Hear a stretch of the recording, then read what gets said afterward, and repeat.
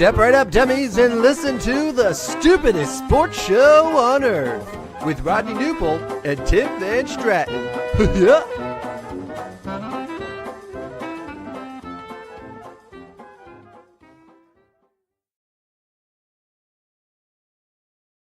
Well, hello, dummies, and welcome to episode number 78 of the stupidest sports show on earth. My name, as you all know, is Tim the Logo Van Stratton. Alongside me is Rodney Newpole and Dan. We were worried that Dan wasn't going to make the show. There was some bar trivia that was rumored, but he has made it back. Our top listener, our top commenter. I'll give him that award. I'm good with that. But thanks for tuning into the show, Rodney. How are you? Good evening. I'm well, thank you. And I love that Dan is like, we're like appointment to listening for Dan. Like he's rushing back from his priorities, his obligations to get this done and get here. So thank you, Dan. And thank you all the listeners tonight for jumping in.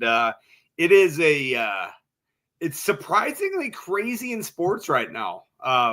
What we thought.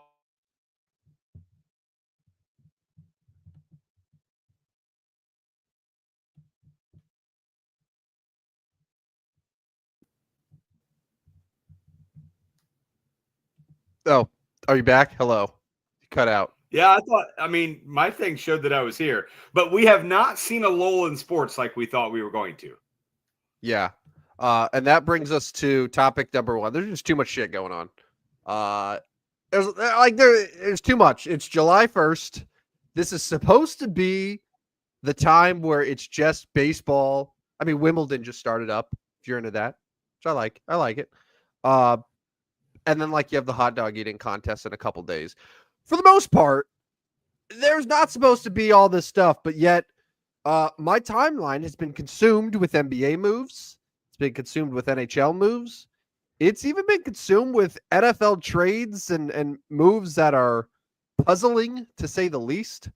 I don't know how we're going to get through all of it. We're going to try our best, Rodney, and I know you've been up to date with all of the latest happenings as well.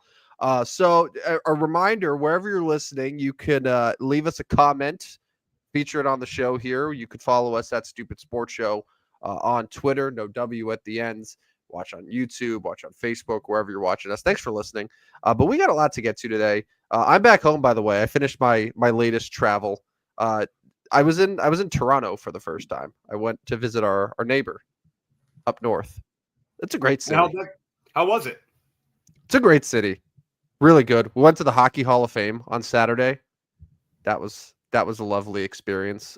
They had a little thing where you would kind of like a virtual reality thing, not really, but you would put on goalie gear and you would try to stop pucks that were coming at you, but they would actually be little rubber pucks that would come out of the screen and you would have to stop them. And then there was also a section where you would shoot and you'd try to score. And I'm happy to report that out of 8 shot attempts, I scored twice on Jonathan Quick. So, oh, wow. Suck it, Quick. I own you with my 36 mile per hour wrist shot with a rubber puck on novice mode at the Hall of Fame. No, but it was fun. It was a good time. Had fun. All right. But anyway, main reason why we're here tonight, too much shit going on. Where do you want to start? I mean, I think we start with the NBA. Like, the NBA kind of went nuts over the last day and a half or so. So I think we start with the NBA. Yeah. I got a good place to start with the NBA. What's going on in Milwaukee? Well, Milwaukee. I know, but also what's going on there? Yeah, I mean, I guess they're going to try to put a team together around Giannis and make sure they keep Giannis and make him happy. I mean, you got to think that Giannis wanted them to go after Turner, right? Like, you would think. And then, I mean, Dame move was interesting, but not all that surprising, but they're going to be paying him Bobby Bonilla type money here. And so I don't know, man.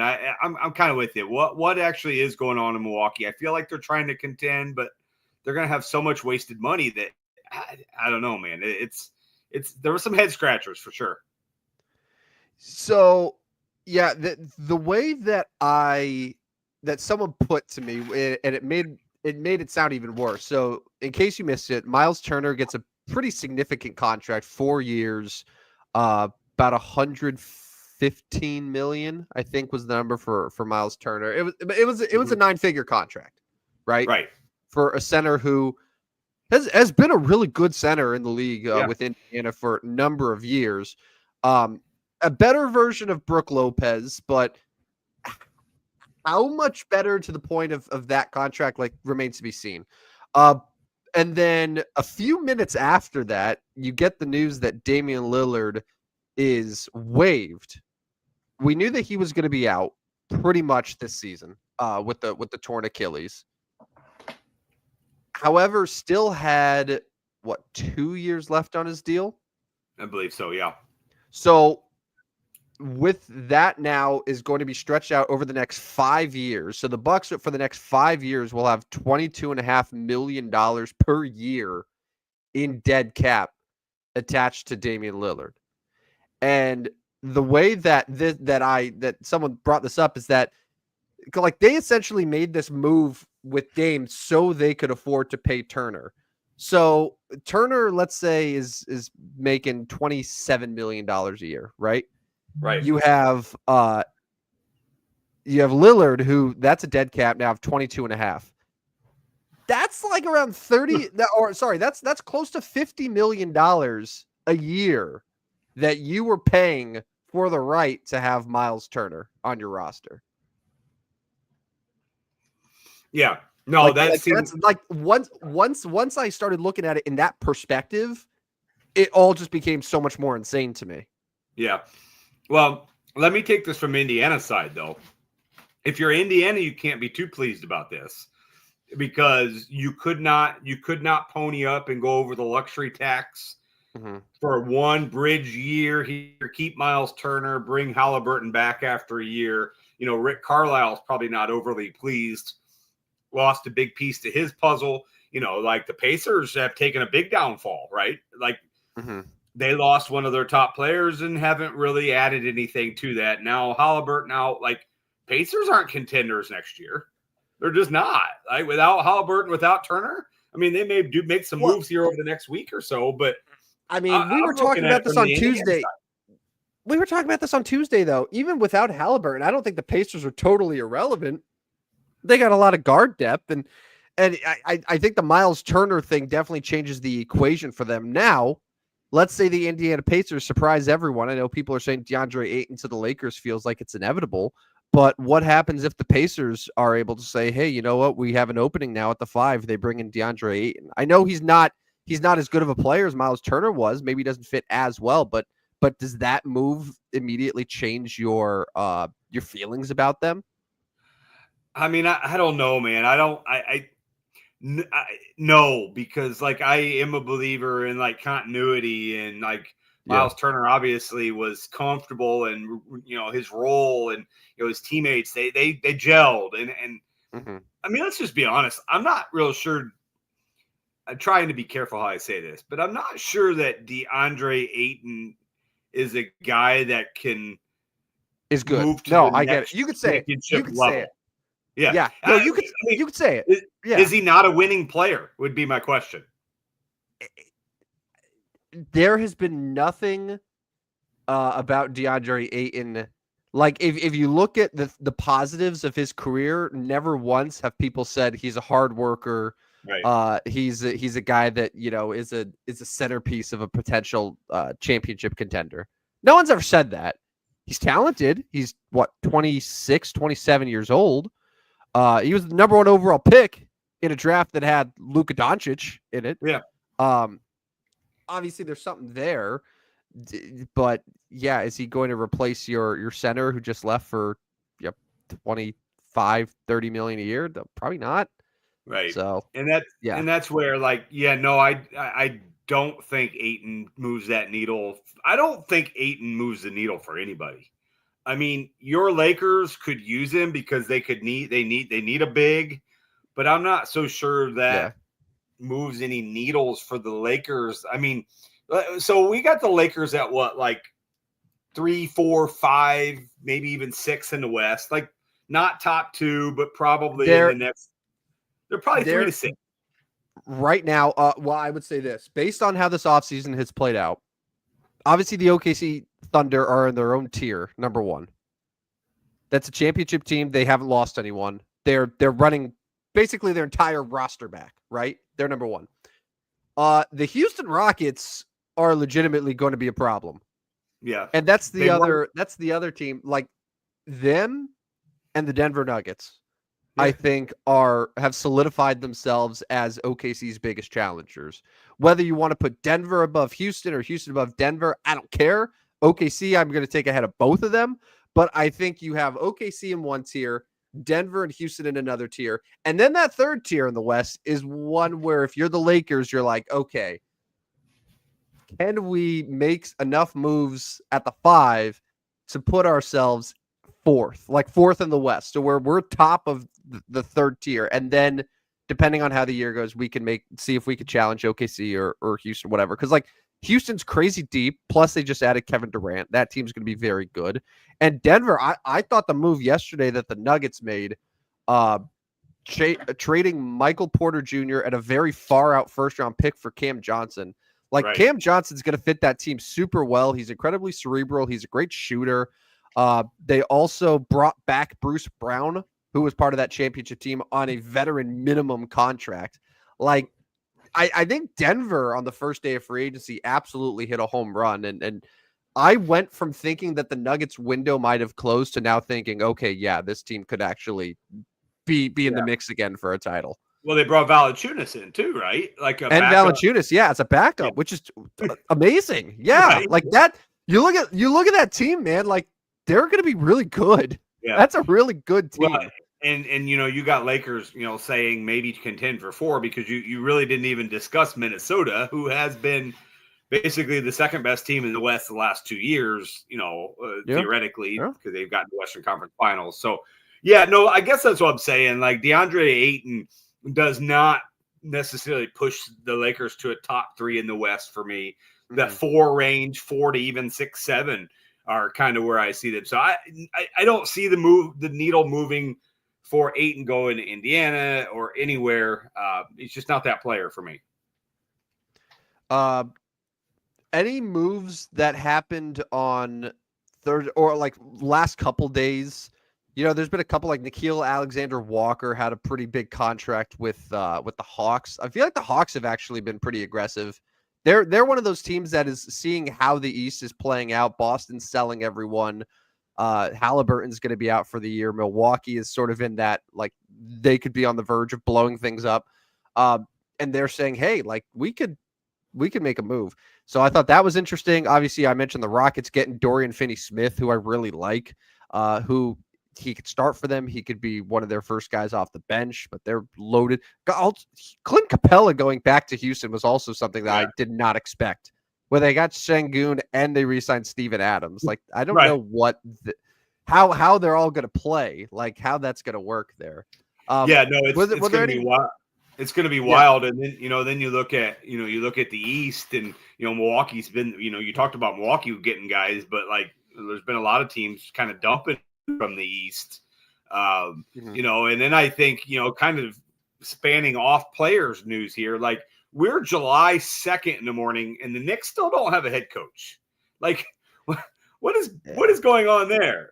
Right. And so then, like, let me ask you this one, like, there's no way LeBron's moving from LA, is he? And if he is, are the Knicks serious? No. Just no. No, stop it. No, not happening. Nope. But I'll say this about the Knicks. Well, okay, let's start with the coach thing. People gave the Knicks so much credit for thinking that they fired Tom Thibodeau and had this clear-cut plan for how they were going to replace him. Totally forgetting the fact that James Dolan is their owner. Who, like, this is a franchise that has, for the last quarter century, been the face of just total mismanagement from the owner side. And suddenly 2 good seasons and everyone's like, oh, the Knicks, they got a big plan. They got a vision. No, James Dolan got impatient. He fired Tom Thibodeau and thought that, okay, we could just go and poach any coach in the league. Things are going to be better. We're going to improve. And the fact of the matter is, now they're sitting here. They got rejected by like 9 coaches, and they're going to end up with Mike Brown as their head coach. Yeah. Great. Oh, and by the way, Mike Brown, you're also going to have to keep all of Thibodeau's assistants in place because Rick Brunson's on the staff, and we're not firing Rick Brunson. They should have just made Rick Brunson the head coach at that point. Right? They interviewed Don Staley. Yeah. No, they have no plan. They had no plan for after firing Thibodeau, and everyone thought, oh well, clearly they're going to replace him with Mike Malone. They're going to go after who's the Jay Wright was like people. Yeah. No. But I'll say this: Jordan Clarkson and Yabusele as their moves off the bench. I'm assuming that the new coach will probably utilize that depth a little bit more. So shocker, right? So I think I like both those guys. I thought Yabusele with Philly did really, really good. And then Jordan Clarkson just kind of is what he is as a player, but scorer off the bench can maybe take the workload a little bit off of guys like Brunson, who are used to having to be out there for 43 minutes and being in charge of the entire offense at all times. So I like the Knicks moves from that perspective, but yeah, like you're gonna end up with Mike Brown. Are you really feeling good about your offseason? I don't. Yeah, no, that's what I think. And I know we talk mostly players, but that's wild to me that happened right away as the NBA Finals was getting started, right after the Eastern Conference Finals, and they still a month later yet do not have a coach. That's wild to me. But yeah, I mean the East seems to be pretty quiet outside of the Milwaukee story. I mean, yeah. You mentioned those Knicks moves and maybe a little under the radar, but good moves. I mean, what are we doing here in Chicago? Chicago Bulls gonna they got 12 good players again, or what are we doing? Oh, I'm so glad you brought them up. That's where I was gonna mention. Yeah, it was Saturday. The Bulls did a 1-for-1 trade. Lonzo Ball moves to Cleveland in exchange for Isaac Okoro. Lonzo in Cleveland freaking rules, man. That rules. That's gonna be such a good move. But I cannot get over the fact that the Chicago Bulls, are you ready for this, Rodney? I'm ready. The Chicago Bulls traded Zach LaVine, DeMar DeRozan, Lonzo Ball, Alex Caruso. 4 core players from a team that at one point was leading the Eastern Conference before Lonzo's leg exploded, right? Yeah. This is 3 years ago at this point, but I digress. They traded those 4 players, and they netted a total of 1 first-round pick, which was their own first-round pick that they had previously traded. So you want to discuss mismanagement? I want to discuss the fact that guys, good players, but nowhere near stars like Miles Bridges and Desmond Bane can net teams 4 to 5 first-round picks. And the Chicago Bulls with DeRozan, with LaVine, with Lonzo, with Caruso got a first-round pick that was their own. But, yeah, I'm sure Kevin Huerter and Isaac Okoro and, I'm sure that's going to be the answer, right? I'm sure that's going to absolutely be the way to win the East. That's going to be a way to get a playoff spot in the East. It's insane. It's totally insane that they went through years and years of Garpax and they ended up with something that I'll say it is worse. It's worse. Yeah, it's worse. No, you're right. You're right. It's worse. And I can't say they really. I mean, they drafted another international guy in the draft, and who might be a pretty good player, but. I wasn't overwhelmed by their draft. And we didn't really even talk draft because that was last week after our Tuesday show. We can probably spend the time later in July, maybe breaking more of the NBA draft down. But everything's come together here. Draft, free agency. We can't hit it all in one show. We need multiple shows. But I'm very underwhelmed with Chicago. Too much stuff going on. By the way, getting back to Denver for a second, I totally missed this today. Like I said, there's too much shit going on. It's so easy to get stuff, just sort of flies underneath your radar. Denver also signed Tim Hardaway Jr. So the Nuggets so far, they swapped out Michael Porter Jr. and Dario Saric for Jonas Valanciunas, Cam Johnson, Tim Hardaway Jr., Bruce Brown. That's a good offseason. Got better. Yeah, that's a good offseason. Yeah, and then they can pretty much wrap it up at this point because they've got four. They got their four guys. They look better. They were already kind of contenders. I mean, what were they? The third seed. And, they had every chance there to win. And maybe this is all part of why Mike Malone got fired. Like he wanted Michael Porter Jr. and a few of those guys to stay, and they're like, no, we've got to move a different direction. And but this does look like a legit team out of the West. But so then Oklahoma City decides that they're going to pay SGA the most money of any contract in the NBA ever. A gazillion. I guess with the money rising every year, that makes sense because he is the most valuable player in the league. But that Supermax is absolutely getting the bag. What do they say? When he's done, it'll be like $72 million a year. Yeah, that sounds about right. $72 million a year to play basketball. Good work. It's a good job if you can get it. That's what I've been told. You know what move pissed me off, by the way, real quick in the NBA? You know what move really pissed me off? Which one's that? Brook Lopez going to the Clippers. It's a good move for them. That's a really good move. And one of the reasons why I thought they would lose against Denver, and I know this was something I brought up frequently, is after Zubac, their backup center was Ben Simmons. Yeah. And now bringing in Brook Lopez, a 2-year deal, obviously, while Brook Lopez's offensive game is really just corner threes at this point, like he's still a rim protector. And between him and Zubac, like that's a really nice 1-2 center combo to have. And that pissed me off. That's all. It was a good move. It was a good move. It's a good move. Good move, Clippers.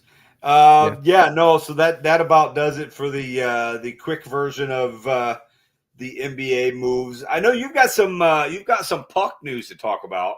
I haven't been as in tune here. You told me about the Blues picking up some guy, but other than that, I know the Panthers are trying to run it back.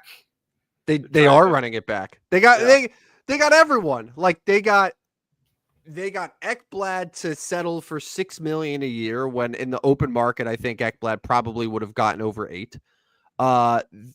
They had, who was it? Sam Bennett came back on an 8x8 deal. And Brad Marchand, I love this one. Brad Marchand's 37 years old. 6-year deal for Brad Marchand. 6 years. That's insane. So the fact that they were able to get all those guys back. But the reason I said yawn is because there were yesterday, okay? Free agency officially started today at noon Eastern. Yet yesterday, it was a constant barrage of all of these big free agents who were going to hit the market suddenly deciding, we're just going to re-sign. Like all the Panthers guys re-signed. You had all these dudes who teams were, I think, lining up for. They're just like, oh, sorry, off the market. And Mitch Marner, the big one, the least surprising deal in hockey is Mitch Marner going to Vegas. Where they get a sign and trade. And I was hoping there were some murmurs that maybe there was some collusion talk, and I'm sure there has been. It's pretty obvious. Like they were already selling his jersey today. But Mitch Marner ends up in a sign and trade. So he's now a Vegas Golden Knight, 8 years to $12 million a year for Mitch Marner. It seems like this is a pretty obvious statement, but it seems like if you're a team, in a no tax state in warm weather and you're somewhat good, players are going to want to play for you because there's a reason that Vegas is continuing to contend. It's a reason why Florida, is able to keep guys in place. It's what helped Tampa Bay for many years. Carolina and Dallas have also benefited from it. Like these are all teams that just seemingly have no issue getting guys to come there and to play and are just continuously building and contending. So it's easy for those teams to just add free agents or keep their own guys, and then you have everyone else. So, which brings me to a point. So you mentioned kind of weather and no tax state. I'm changing the subject, but kind of here. So you saw that the WNBA is adding 3 new teams, right? I did see that. Cleveland, Yeah. Detroit, Yeah. Philadelphia, which Yeah. means they completely whiffed and passed on Miami. And so that's my point here. Like, what are we doing here? Are you telling me that Miami could not market a place where, let's just call it like it is, there's some that are attractive women in WNBA, certainly not everyone. But like, you're telling me that that's not a market that would be attractive for potential players? Like, I thought the WNBA made a big mistake there not going with Miami, and they went with Cleveland, Detroit, and Philadelphia. But anyways, thanks for bringing that point up because I wanted to get that out there. Cleveland, Philadelphia, Detroit. Yeah. Yeah. I mean, I'd want to go to Miami. Right. Over those. Right. Attractive or not. Over those. Yeah. Are you saying the markets are attractive, or are you saying the WNBA players are attractive? Because at first I thought you were saying the WNBA players are attractive, but Well, is it just the markets? Okay. Some are. Yeah. Ted, for the record, before we get ourselves in trouble, I believe that several NBA players are attractive, but only some. Only some. We're being fair to everybody, but anyways, I don't know. Well, I've talked about that too. I talked about that weeks ago, where I was saying if the WNBA wants to be viewed in the same lens, like you have to allow fans to criticize you the same length that we do for like not regular, but like the male sports, right? Yeah. Like people just saying death threats to men after they lose a bet, like do the same thing on the other side. That's all. Or just don't. That's reasonable. Or just don't say death threats after losing a bet, but that's a whole nother story. I'm being realistic, but yeah. Anyway, got off topic. Point being, Mitch Marner and the Florida Panthers have ruined NHL free agency. And then you ended up with a situation where like very average players are getting $5 million a year, $6 million a year, and it's just you know what I think is slowing things down, Rodney.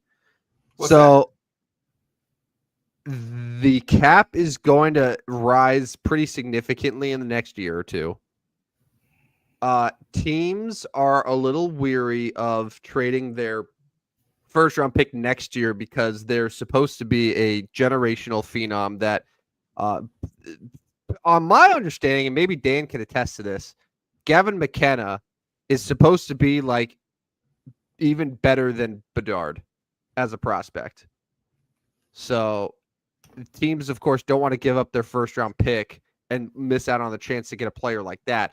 Also, next year, you have Connor McDavid as a potential free agent. You have Jack Eichel as a potential free agent. And there's a handful of others. Like, it's a loaded list of potential free agents next year. So it's all these combinations. So then I think as a result, a lot of teams are just like, I don't know if we want to get too aggressive this year, knowing that all that's coming up. Yeah.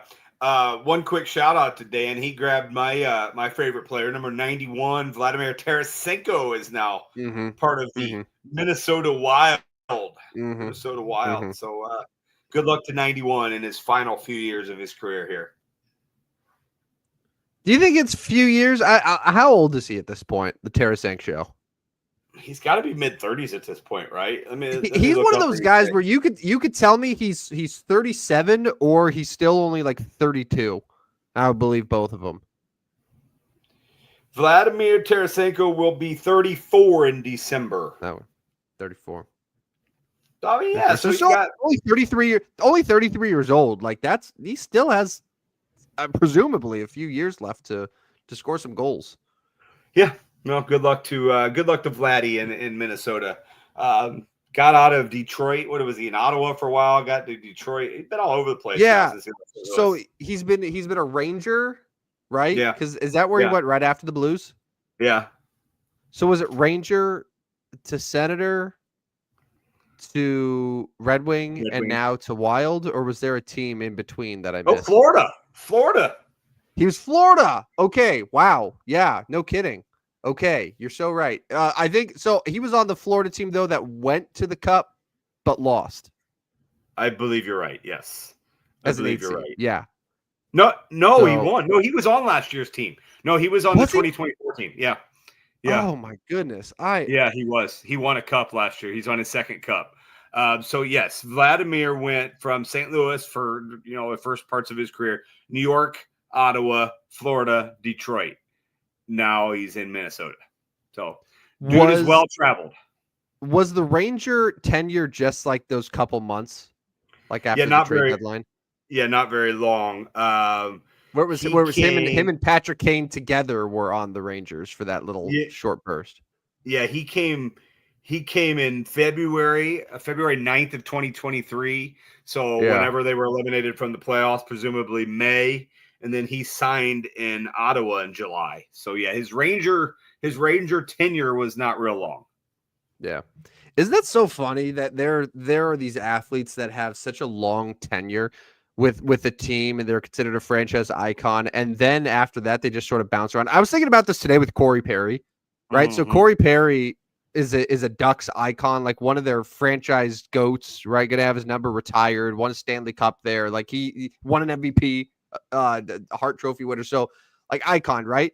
And after spending over a decade with the Ducks, leader and all this stuff, he plays for Dallas, Montreal, Tampa Bay, Edmonton, and now the Kings. Like 5 Yeah, teams, including like a couple Ducks rivals. And I'm just like, man, like that's so wild how that can work yeah. out with certain No, guys. Anyway, I for digress. sure. And I guess no one wants to hold on to him. That I mean, it's not like he's a bad player. Just his contract No. doesn't fit in their plans, and they're looking for a younger, and Kings are looking to maybe get a couple of go veteran here. What was it? A 1-year deal with the Kings?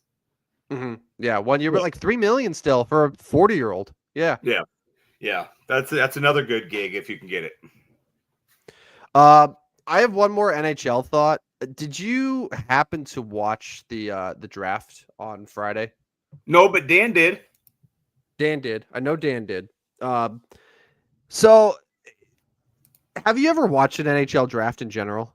a little, a Okay, little. so so typically what they would do is they had all of the front office executives and team representatives that were all there in person. They were all on the floor, and whenever there was a draft pick, like the actual team reps would go up and announce the pick, right? Yeah, This year, the NHL said, "Hey, you know what? You know that thing that made our draft unique? Well, we're not going to do that. We're going to do what everyone else does. We're going to have a decentralized draft wherever all the team reps will be in their own offices and locations wherever they are, right? The reason for this is because hey, we want to make the draft faster. We want to make it easier for teams to be able to communicate, work out trades behind the scenes, all this stuff. The teams were like, yeah, that sounds great. Let's do it. The first round of the draft on Friday, it started at 7 Eastern, and I want to say it concluded about 4.5 hours later. not great. The decentralized version meant that the players and teams interacted to each other via like Zoom, because what would happen is after Gary Bettman or whoever would go and announce the pick, the players would come up, they would get their jersey, and then they would take them to this weird room that had a big screen that had like the team reps of whoever just drafted them. So then it would be hockey players who are just so personable, as you know, would having an awkward conversation with GMs and coaches who are also as awkward.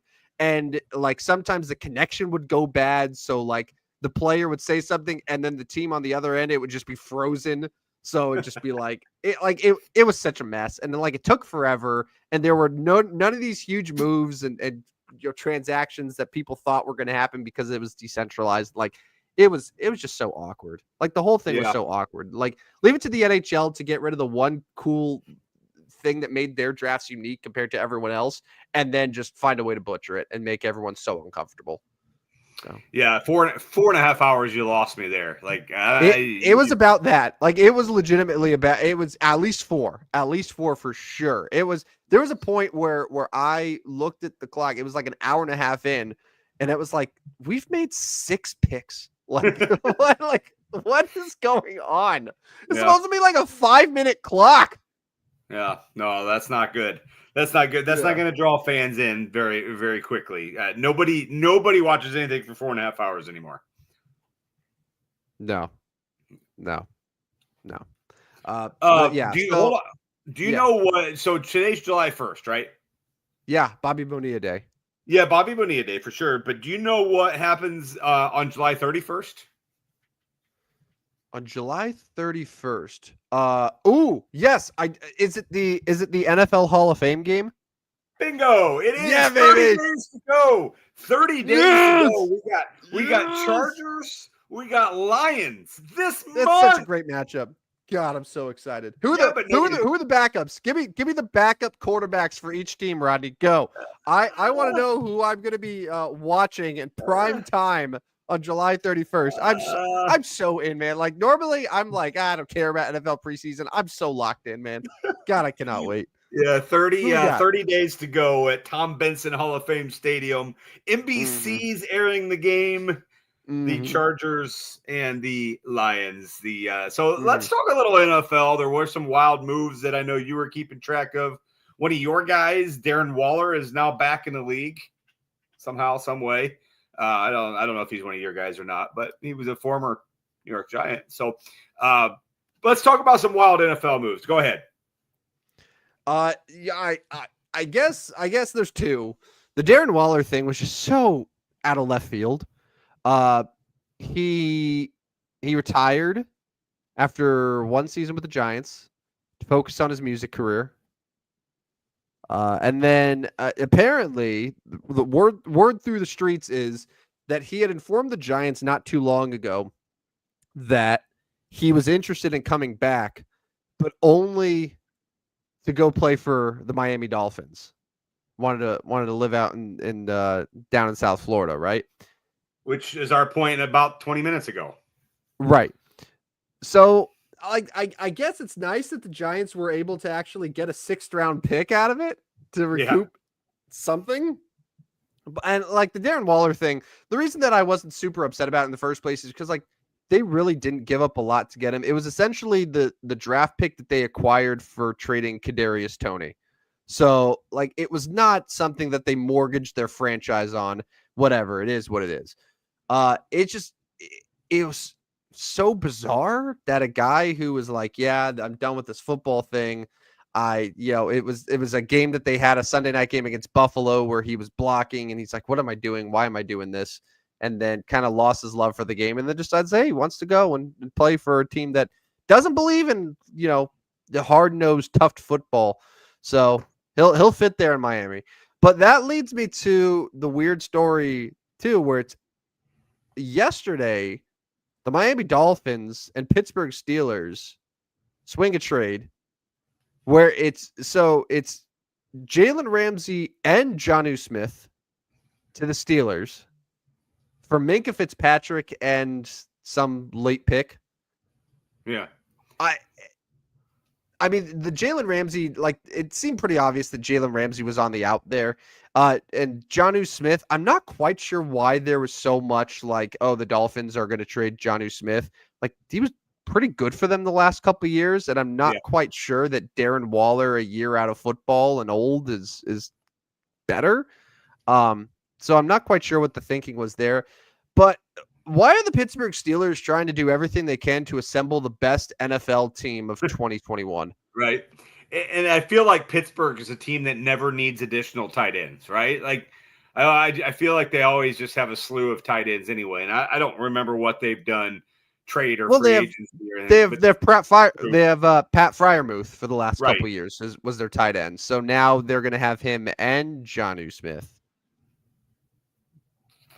Fine. I mean, we've seen two tight ends work in this league. We, obviously, we're going 3 or 4 with some of these teams. So, I mean, that's fine. But yeah, I mean, so that's a type of deal you just never see. Like, you never see those type of deals in the NFL. Typically, a lot of these deals are like a player for a pick, and like seeing multiple guys get moved in one deal was fun because it kind of signaled that, hey, the NFL is coming. It's coming back, right? Like we finally got some fresh air here. But yeah, odd move in this one.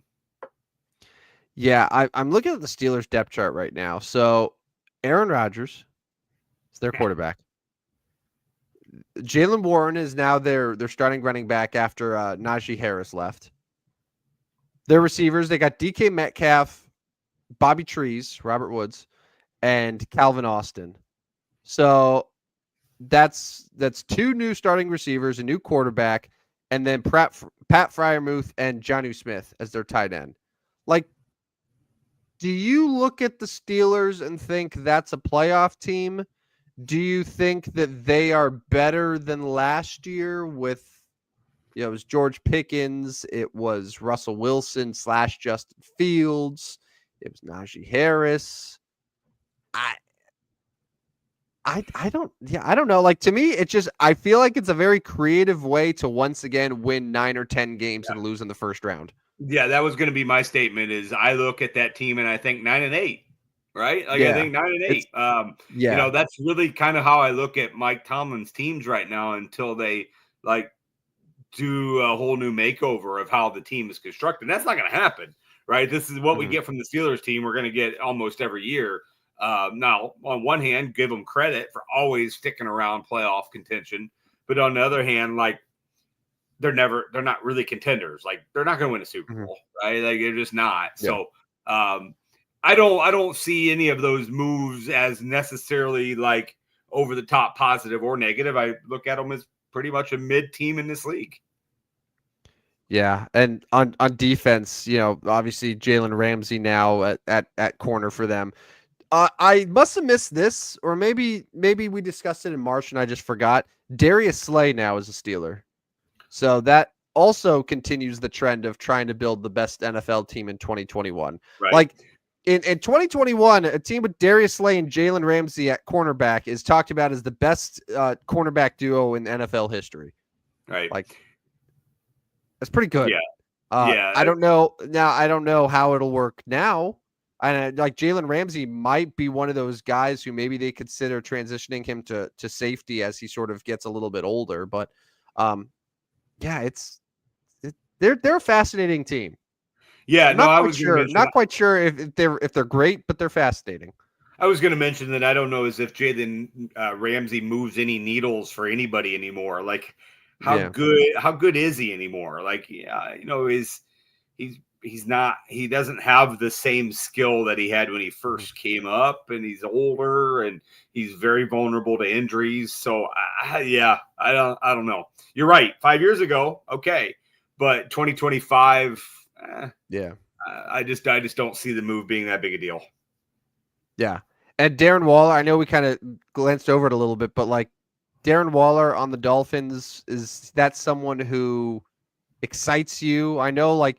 I feel like 2 years ago we were very high on Miami and that offense, and they still have, like, there's still Tua, it's still Tyreek and Waddle. Devon Achane is a stud. Is there any reason to be excited about Darren Waller, or are you kind of soured on him until it proves us wrong? I mean, I'd like to see what he can do. I'd like to see if he's in shape and if he's healthy and if he still can play the game at least somewhat of a high level. But like, I mean, I would guess he can be kind of a security guy for Tua. Like, okay, I'm in a little trouble. I'm going to go find my big tight end who should be reliable and should be in the right spots. So, and I'm not saying Jonnu couldn't do that, but I feel like Waller and Jonnu might be different players here, and probably just, I mean, what happened for Miami last year didn't work, right? Like it didn't really work to get to the play, so I don't mind Miami trying to roll the dice here, for their head coach. Like he's like, this is, I mean, you mentioned it already. Like this is probably it for him. Like if it's a make or break season for Miami, if they're not a big time playoff contender, I do think it's the end of the line for McDaniel. So I don't mind it. I don't mind it at all. Dan says, someone's going to talk themselves into drafting Darren Waller in fantasy. Yeah, that always happens. Yeah, for sure, and that brings me, like, I guess it's about time to start fantasy football, huh? Who's 1-1 right now? I mean, it's not Christian McCaffrey anymore. No, it's not McCaffrey. That's what I'm saying. Like, who is the guy going into the year that's the consensus first overall pick in fantasy? You're gonna get some people that are gonna take Saquon Barkley. I don't know if he's 1-1 though. Not with Hurts vulturing all those touchdowns. Like I get it. He'll be a first round pick, but I don't think he's 1-1. Is it one of the receivers? Is it Probably is it Jamar Jefferson? Chase. I mean, in the end, it's probably Jamar Chase. Could be Justin Jefferson. I do. It probably is a receiver, yeah, because like Barkley is going to get vultured, but he'll go as one or two running back. McCaffrey, obviously, we saw last year fall off a little bit. I think it's probably going to be Jamar Chase. It's going to be Justin Jefferson.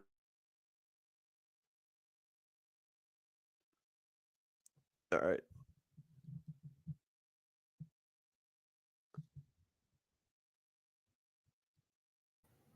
I'm here. Oh, I'm here. yep. I got you now. Yeah. I got you now. Saquon is closest to consensus, but Jefferson and Chase are up there too. I agree with Dan. Probably Chase. All right. I'm looking. ESPN Fantasy put out an article today. The Mock Draft Project, 2025's most wanted fantasy football picks. And looking at the ADP right now. So, number 1, based on ADP, is Jamar Chase. Yeah. Number 2 is Bijan Robinson. Okay. So Bijan's your RB1. Number 3 is Justin Jefferson. Number 4 is Jahmyr Gibbs. And number 5 is Saquon Barkley. Yeah. There's an argument there, but I think that's correct. I think that's probably right. I mean, if you do not take Jamar Chase at number 1, I don't blame you.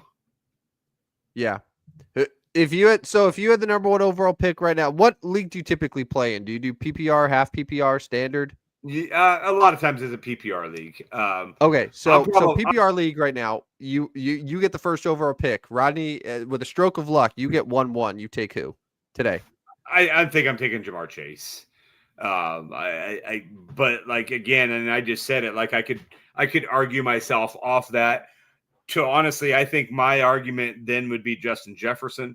I'd probably go in receiver over the running back, over Saquon. And then, you mentioned that Bijan is up there. I don't know. I've just been bitten by Bijan a little too many times already in his young career. Yeah. So probably avoiding him. I'll probably go Jamar Chase at 1. Yeah, it's kind of funny. I was looking at this and saying, right now today, I would rather have Gibbs and Barkley over Bijan. Yeah, I could see that. Yeah, Bijan. I mean, but you got what's going to happen in Atlanta. Obviously, things are going to look a little bit different. They are going to have Penix for the first time as a full-time quarterback, so things will look a little bit different. It's not going to be drop back and pass a million times. So. It probably will be a massive year for Bijan, and I'll miss it because like I just been burnt too many times already by the guy. Yeah. I love that this has become a fantasy football segment, but now I'm thinking about it and I'm just like, I'm so fired up. How about this one, Rodney? So Ashton Genty right now is the 9th ranked player in fantasy. He's RB5 as of July 1st. Which puts him ahead of other running backs like Devon Achane, Jonathan Taylor, Derrick Henry.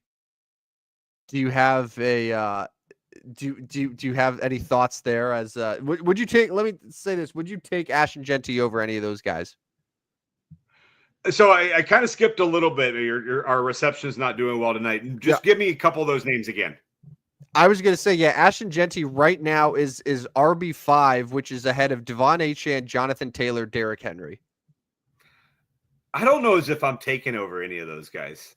I'm not so sure I'm buying into my rookie running back quite yet. Top 10, maybe top 5. I'm not there yet. I probably taken all those guys over Ashton Genty. And I love Ashton Genty, but I want to see what he's going to do in the league first. Would you take him over Bucky Irving? I do think so, yeah. Him or Josh Jacobs? I'll take Ashton Genty. So you probably have him as your RB8. Yeah, that's probably about right. Yeah. So like if he's there in the second round and it worked, like, yeah, it kind of depends. Like, let's say middle second round, maybe that's where you would look for him. But like, I would be surprised if he goes in the first round, like just depending on the draft and where you're at. Like he is the workhorse back in an offense that's probably going to run the ball a lot with Pete Carroll at the helm now. Yeah. The way you said it, mid-second round, had me a little skirmish. I don't know. I don't know if I'm taking a rookie running back mid-second round. I'd probably maybe move into the next receiver at that point. I don't know. I don't know if I can do it. Yeah. Dan saying, when was the last time a rookie running back finished top 5 in fantasy points? I probably Saquon did. Yeah, I would guess so. But it's been a while. Did Bijan, probably not his rookie year, right? No, I don't think so. Yeah, I mean, Bijan's rookie year, he finished just under 1,000 rushing yards, but he only had 4 touchdowns. And then last year had 1,500 yards, 14 touchdowns. So, yeah, that's a good question. Like, it doesn't happen often, but then again, like, there aren't a lot of running backs that go in the top 10 in the draft. Typically, the ones that do, like, they are used pretty heavily right away. So I'm with you. I don't know if I'd use my first round pick on Ashton Genty or make him my RB1, but like I could see the argument for it. That's what I was saying. Real quick before we get to our Mount Rushmore of 78s, Rodney. I think it's confirmed, but a couple years after we have gotten our NCAA football game back, it sounds like NCAA basketball is going to be back as well. I know you and your son like to play a lot of sports games. Will you be purchasing a college basketball video game if it comes out, when it comes out? Yeah, I mean, so I only allow my son to have a Switch. We have the Nintendo Switch. Like, we're not doing the multiple devices. He's had it a while. We're not doing get the new system all the time. So I don't know what system this is going to come out on. If it comes out on a Switch, yes, we'll get it day one. I imagine it would. Yeah, it would. I mean, some of these aren't, like Madden's not. Madden's not on the Nintendo Switch, which we would love to play Madden. So yes, the answer is yes. And I wouldn't say we're big gamers, but like, yeah, we do like to spend some time playing against each other. It is kind of a one thing I can do with my teenage son that still is, he likes to do. But yeah, no, yes, the answer is yes. If it's available for me, I will be getting it, and maybe even play with your Bradley Braves. It's the only reason I would get it, just to play with Bradley, just to find a way to dump an insane amount of NIL money into that program, and to recruit all the best players and to make them a powerhouse. That would be my sole reason for playing the game. I have no other interest in doing anything on that game besides just turning Bradley into a elite basketball franchise for the next 50 years. There you go. But no, that is exciting. I hope, and I guess because times have changed a lot since the last one was out. I hope it's there we go, backyard baseball, Dan. But I would guess that by the time this basketball game comes out, it'll be pretty cool because like back in the day, like the college game was really behind on a lot of these systems. Like it just was. I would guess they have caught up with the technology now that we're in 2025. Yeah. All right. Shall we get to our 78s to wrap up the show? Yeah, no, I think we should. I'm not terribly crazy about this, but I do know that in the NFL, Bruce Smith, I think that's a name we're gonna want to think about because I think 78s are going to be few and far between. But Bruce Smith played for a lot of years, 18 years, I believe, in the NFL. Yeah, thought about Bruce Smith. He's in. Good pick. Anthony Munoz, Hall of Fame tackle, Cincinnati Bengals. I've thought about it. I think he's in too. Yeah, no, I think both those are good, and I think you can just instantly get these two guys because like we know there's not going to be a lot. MLB, I don't think there's anybody that worthwhile to talk about Major League Baseball. Unless you're a huge fan of Yenier Cano, the Yeah, no. reliever on the Baltimore Orioles, who It- might be the best player to wear 78 consistently over his career, which yeah, that's I'm pretty gonna bad. pass on that one. National Hockey League, I believe Pavel Demitra wore number 78. Hmm. Dan can probably correct me on that one. Pavel Did he? Demitra, I Oh yeah, believe, was number did. 78. For a few years, yeah, with the Senators for 3 years. Yep. Is that so? He wasn't his entire career. No, just 3 years. Yeah. So, yeah. I mean, we've got those two NFL guys. Yeah. Rest in peace, Pavel. But we got those two NFL guys. But where we go from here is the next question. Or do we just go? Is this an entire National Football League Mount Rushmore? TJ Brody. Problem is TJ Brody. So he's worn it for 5 years, but none of those years were when he was with his prime in Calgary. Yeah. It's the 4 years with Toronto and then last year with Chicago. So TJ Brody, I don't know if like I feel like having these NFL legends and then TJ Brody on the it seems pretty gross. I'm honestly, you know what? I'm okay. I think I'm okay with Pavel Demitra, even though it was like 78 just the first few years of his career when he was coming up. And then even though he's more known for 38, just like out of respect, I think Pavel Demitra is probably a good person to put in there to pay tribute. I like Dan's. I like Dan's comment here. Ooh. NASCAR driver Martin Truex Jr.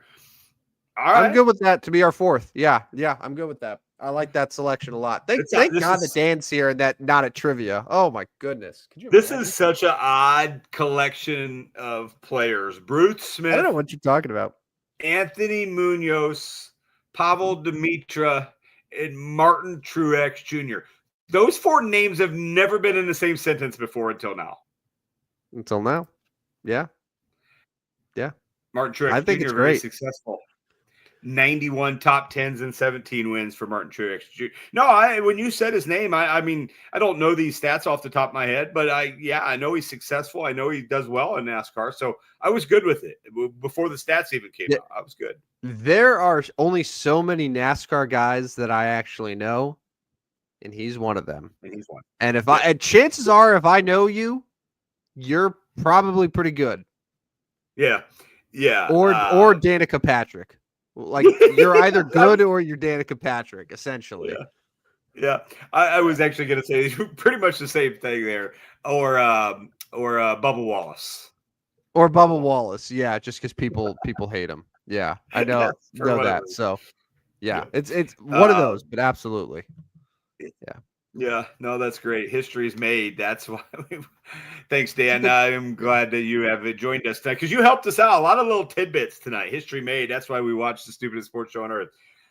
Yeah, no, that's great. A lot of feedback from you tonight. So perfect. But yeah, so that about does it for 78, though, huh? I mean, we breezed through this one with a lot of NBA talk tonight. NBA dominated this show, and of course, when things were starting to be like, oh God, how much more do we want to talk about like NHL, free agency? We spent like 10 minutes talking fantasy football, and I felt alive. I felt so alive talking about rankings. Oh, dude. Once the clock hits, or the calendar, I should say, hits September 1, and we just get to run nothing but NFL for like 5 straight months, it's gonna be the best thing in the world. I'm so excited. Yeah. No, I'm ready for it. 30 days until that preseason game. I don't typically watch the Hall of Fame game, but I'm thinking I'm gonna have to this year. Like it's gonna get me going. It's gonna get me going on some of these teams. I'm gonna start learning these backups. This is the year. This is the year. I looked up the backups. I asked you to do it, and you did. That's okay. But I'll tell you the backup quarterbacks that we're gonna see in that Hall of Fame game. Okay. So for the Lions, backing up Jared Goff, they have Hendon Hooker and Kyle Allen. I love the Chargers backup. Do you know who's backing up Justin Herbert this year? Do you know off the top of your head? I'm not quite in football mode, so no, I don't. All right. The new QB2 for the Chargers is Taylor Heineke. Yeah. Okay. And at QB3 is Trey Lance. Oh, there we go. Okay. We're going to get a Taylor Heineke and Trey Lance combo in the Hall of Fame game. I can't wait. That game is going to get triple the numbers that like the MLB All-Star game will get. Oh, 100%. 100%. Yeah. And then it's played in, I bashed Cleveland earlier for getting an WNBA franchise, but it's in Cleveland. I just hope, I feel like Canton. Okay. Let's give some respect, okay? Yeah. But I feel like we've had this game canceled too many times over the last couple of years too. Like there's been any type of like weather and they've canceled it. So let's hope for good weather in Canton, Ohio, and we'll get ourselves a game in 30 days. We'll be able to. So that's a Thursday night. We'll be able to really break that down on the 29th of July. We'll break that game down big time, baby. And then the next morning, guess what? August 1st will be here, and we'll be talking all about that game. Exclusively. Our show. I can't wait. All right, so it just dawned on me. So Friday is July 4th. Are we doing a show? Are we doing a show that morning? Are you available? What do you want to do? Do you want to do a holiday show? I mean, yeah, I can. I mean, you don't have to move your plans around. I was just, seeing if you were available Friday morning at 8 a.m. Because if so, we could absolutely do a show. Get people ready for the holiday weekend. All right. Episode 79 will come up on Friday, July 4th. Look at that. We don't take the day off. We work hard to deliver the content to you. So that's when you'll hear us next, Friday morning, 8 a.m. Central. On YouTube, on Facebook, on Twitter. A couple of reminders real quick. Rodney is still winning all the oodles of money on Substack, so make sure to sign up for the Stupid Sports Show Substack. He sends free betting picks every single day, 7 days a week to your inbox, including the 4th of July. That's great. Joey Chestnut minus 2,500 to win the hot dog eating contest. Yeah, I can't wait. I can't wait to hear that guy's voice. 38 hot dogs and buns. I love it. I'm ready. I'm fired up for it. Again, if you're not doing so already, follow us at Stupid Sports Show on Twitter. And any of the previous 78 episodes of the Stupidest Sports Show can be found wherever you get your podcast, Spotify, Apple, iHeart, etc. So make sure to like, subscribe, give us a rating, give us a review, unsubscribe, then resubscribe. Help us defeat the evil that is Pat McAfee and become the #1 most listened to sports podcast in the world. So, yeah, that's it. That's all I got. That's all I got, man. I'll tell you what, for all the shit that happened in the last week or so in sports, we handled it with grace, and I'm very proud of our performance today. Pretty good. And we'll be even better on 4th of July. Can't wait. And we'll break down that hot dog eating contest. And here we go. I'm fired up. All right. Well, for Rodney Newpel, this is Tim the Logo Van Stratton signing off for another episode of the Stupidest Sports Show on Earth. See you guys. See ya. Step right up, dummies, and listen to the Stupidest Sports Show on Earth with Rodney Newpel and Tim Van Stratton. Yeah.